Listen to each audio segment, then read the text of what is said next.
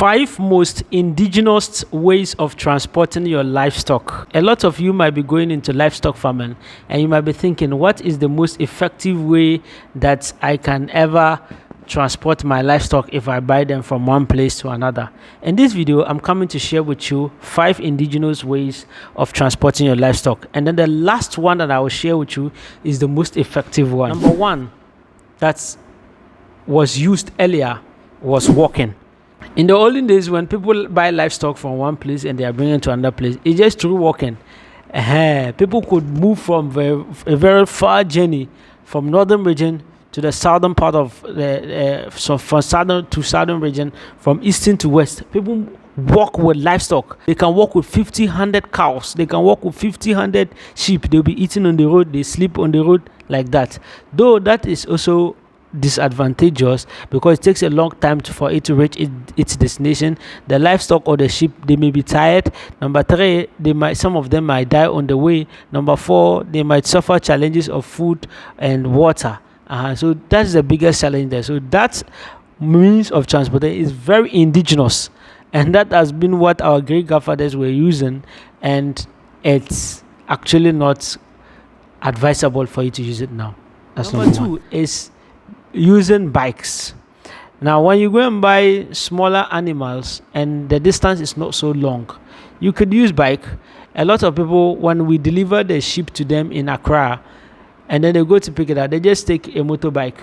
They hire Okada people. Then when they sit, they hold the sheep at the back, then the driver is riding, and then they too will be holding it. We have been doing it whenever we go to buy sheep in the village. But the danger there is that if you are one person and you want to hold it, you can do it and still be riding your motorbike or be riding your bicycle or whatever. But if the animal shakes or it misbehaves, know that you are putting yourself at a very big risk, and you can have a severe accident, especially when you are in a very high speed. So it's not really advisable, and it's very risky too. Something can happen. I went someplace and I saw that one man was moving and then the animal fell off.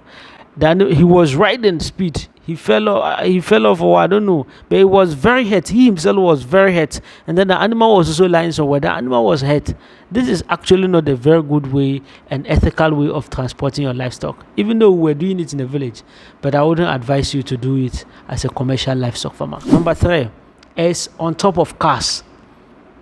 On top of cars. That is the major means of transportation here in Ghana, that especially those who buy from the villages and they are transporting to the city, they buy it and they put it on top of a bus or even a cargo car. After it loads goods, then they will not tie the sheep on top.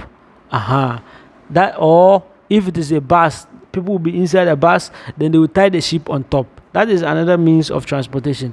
Well, this is good to some extent, because if the sheep or the goat is on top or the cow is on top, it gets fresh air to always breathe.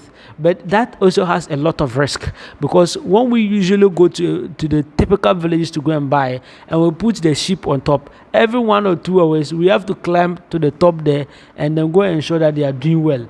So if you are putting the sheep on top, or you have bought sheep or goat or cow from somewhere, ask the person where the person is going to. How is the person going to transport it? Is it going to be put on top, or is it going to be put in the boot or somewhere that is better? So you need to investigate to find out. Actually, putting it on top is very risky, because I have also gone through a lot of losses. I've suffered a lot of losses because of that. Sometimes they will tie the animal on top, and if they balance or they did something on the road, the animal may fall and then it will strangle it. So that is very risky. So if they are putting it on top, they can put it on top, but they just have to ensure that someone is over there to ensure the safety of the sheep, the goat, or the cattle. This is the 3rd one I just shared, is the boot. Putting sheep in the boot is actually not a best idea, but it is better than putting it on top. Comprehend? The only solution, you need to ensure that the boot is conducive, there's not too much heat, and number 2, you need to find ways and means fresh air could pass through the boots. So mostly when you buy sheep from us in the village, and we are putting it in a bus for it to reach you, because putting the boots is that mostly the cars that we put them in the boot, they go very fast. They are on a speed. within some few hours they will reach Accra. Within some few hours they will reach the destination. So to us, putting the boot is even a better idea than putting on top, because the cars move faster. Though it is expensive, putting the boot is expensive than putting it on top. When they are putting the boot, it's expensive. Number two, when they are putting the boot, it will get earlier. It will get to the destination earlier. Number three, to solve the problem of conduciveness, or to solve the problem of ensuring ventilation in the boot, you need to ensure that the boot has passage of fresh air.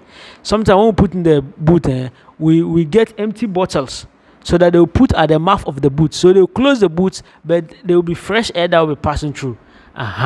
So when you are transporting your livestock, you need to ensure that they do this. And if you are also in the car, you need to always, after every 3 hours or 4 hours, you need to open the boot. You check and ensure that they are all fine. This is very, very important when you are transporting your livestock. Number 5 is hiring a full car. This is only possible if you bought a lot of livestock, or a lot of sheep, or a lot of cow, or a lot of goat, and you want to transport them from one place to another.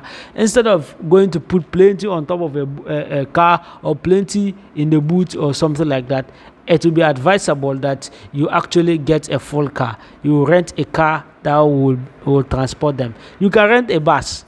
Buses that are long, they can remove the chairs, put them on top, then they'll put your sheep or your cattle or your goats inside this thing. They'll be very comfortable, and then that one they will even enjoy, because they open the glasses, they'll be enjoying ventilation, and that one is better. Or you can hire a cargo car that it can carry them, and some people may choose to hire a car that they have divided it into, so they put cattle in each lane, and then they ensure that there's food for them to eat, there's water for them to drink, and then there's good air for them to breathe. This is the best way. If you are buying plenty sheep, you are buying plenty cows, you are buying plenty livestock, you need to consider hiring your own car. I think these are the 5 most indigenous means of transportation that you might need to use when transporting your livestock from one location to another. If this video has been beneficial, kindly subscribe to my YouTube channel, The African Farms and Culture, and I'll be grateful. Assalamu alaikum wa rahmatullahi wa barakatuh.